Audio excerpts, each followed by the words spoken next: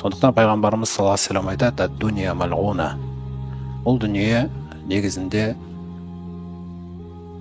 лағнеттелген дейді. Неге деген сұрақ қоятын болсаңыз, өйткені бұл дүние Алланы ұмыттыра салуға бейім жаралған. Солай ұмыттыруы мүмкін. Одан кейін адам Алланы еске ала алмай қалуы да мүмкін. Сондықтан бұл дүниенің ішіндегі күллі нәрсені пайғамбарымыз саллаллаху алейхи вассалам айтады: "Уамалғудун ма фиха".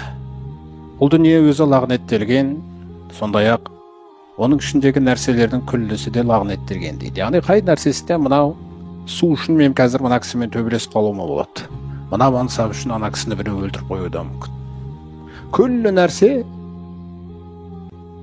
Алладан байланысты үзуге бейім.